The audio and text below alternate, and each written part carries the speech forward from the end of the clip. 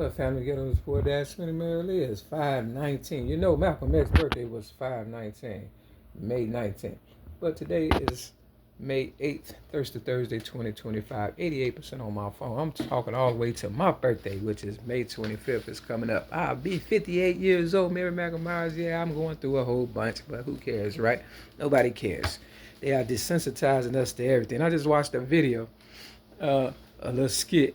Somebody, at a funeral home talking about, he was a special friend of the deceased lady that was in the casket or whatever. And, if it wasn't for him, she wouldn't even have the wig on her bald head. And he picked her up out the casket. She supposed to be dead, jerked her and took the wig off. And they thought that was funny. See, once they start, it was funny, I ain't gonna lie, and it was in a funeral home. Once they started desensitizing us from real stuff, when people are actually dying in front of you, it won't even matter. It'd be like, oh, it's just a joke. You understand what I'm saying? I tell people all the time, they gave me cancer in 2016 on the Cook County Jail psych ward, even though I shouldn't have been on the psych ward, but that was their way of trying to,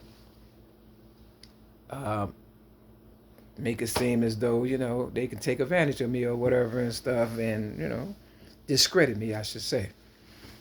And for my rap legacy. Now I'm finna watch another video. It's over an hour long about rappers who have been, killed or whatever since 1987 all the way up to this year, so far 2025. And they've been told me I'm the big one. Imagine that I had a bank account at a Chase Bank, and I was at the one that used to be on Broadway and Montrose.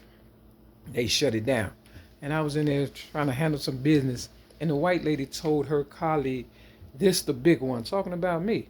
I'm glad, she recognized me and know that I'm the big one, so to speak. But I've never had more than 25,000 at one time. And that's when I worked at a mall selling other people music and making them richer and richer and richer.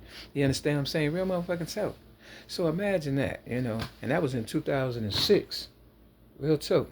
But I'm the originator of rap since the age of 8, 1975.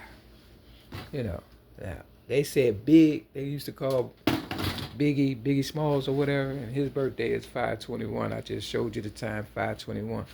But, they was always talking in coded language and stuff, and people was always taking on, my kind of like influence persona or whatever the case, and like Eminem, Marshall Bruce Mathers III, Eminem. See, I used to sell M&Ms with nuts on the red line train in my city, Chicago. And so he took the name Eminem, you understand what I'm saying, to, I guess mock me or whatever the case may be. And I used to sell them for 50 Cent. And of course, 50 Cent nickname, Curtis Jackson, name is 50 Cent. So they really do pay attention to detail and everything you do and say. And they use it to their advantage and stuff because, I think I'm a cool person. And they take cool things away from me and turn it into an empire. Real talk. So, all them rappers who allegedly died since 1987 all the way up to this year, 2025, that's a lot of money. Imagine, you worth a lot of money and stuff, and you working your butt off, right? Because you want to live happy, joys of free in your golden years, and you don't want to, you work to retire, and they take all that. See, it takes George Carlin to talk about the American dream, and he perfected it when he talked about it, and I'll put in the description and comment portion of this video. Real talk about you have to be asleep in order to believe it. But I made Martin Luther King dream a reality, bringing everybody together. Yep, I did it with rap and being cool and, resourceful in my influence. And what they did, they used it to turn it into a nightmare. And that's why Martin Luther King said he believed he was leading his people into a burning house. And his dream has become a nightmare because anytime, people see your potential and they don't have your good intentions in heart or whatever, in mind or whatever, they always got another story just in case. It's kind of like the Dave Chappelle. They wanted him to wear the dress. And he's like, no. And he was adamant about not wearing the dress. And then they came up with another script That's what they did. They came up with another script when it came to me, helping everybody and getting everybody, all the races together and stuff, and turning the Martin Luther King dream into a reality. Yeah, I'm the manifestation of the Martin Luther King I have a dream. Imagine that. And I'm sitting in a trap building, you know, poor people's campaign, so to speak.